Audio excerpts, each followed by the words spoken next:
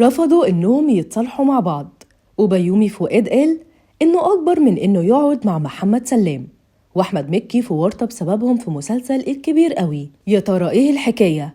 وليه بيومي فؤاد رفض إنه يتصالح مع محمد سلام؟ تعالوا نقول لكم إيه الحكاية.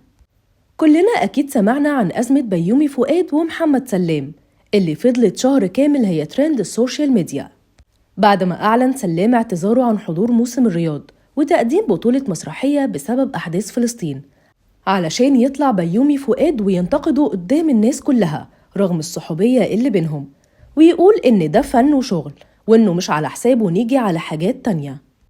وطلع على المسرح قدام الجمهور، مسك المايك وقال: إحنا اتظلمنا والله، إحنا اتهنا، وإحنا جايين نقدم فن، إحنا مش بتوع فلوس، أقسم بالله والله العظيم ما بتوع فلوس، 3 بالله العظيم لو العرض ده قعد 15 يوم تانيين من دون أجر. سيادة المستشار يعلم إحنا لينا الشرف ونبقى فرحانين جدا. من حقك تعتذر عن المسرحية، لكن مش من حقك تغلط في فنك. إحنا مش بنيجي نضحك حضراتكم، إحنا بنقدم فننا. ومن هنا انتهت العلاقات ما بينهم، ومحمد سلام اكتفى بالرد إنه عمل له أنفولو. أما عن الجمهور المصري فهاجم بيومي فؤاد بشكل كبير، وكمان ألغوا متابعته على كل مواقع التواصل الاجتماعي.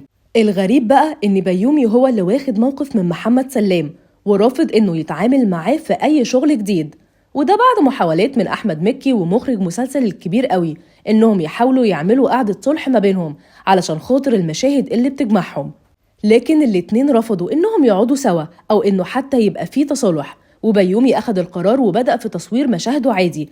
أما سلام فبيفكر إنه ينسحب من المسلسل كله، وشايف إنه مش هيقدر يدخل معاه في أي مشهد واحد حتى. الجمهور كان مستغرب من رد فعل بيومي فؤاد، وشايف إنه بيعمل كده علشان يجبر محمد سلام على المبادرة بالصلح وإنه يتراجع عن موقفه ضده، وفي اللي قال إنه بيستغل الحكاية علشان يطلع ترند جديد من تاني. والغريب أكتر إنه كل عمل جديد بيتم ترشيح فيه سلام هو اللي بيرفضه، على الرغم من إنه هو اللي بدأ المشاكل معاه. أما محمد سلام كالعادة رفض التعليق على الموضوع، ولحد دلوقتي ما أخدش القرار إذا هيكمل في الكبير قوي ولا لأ.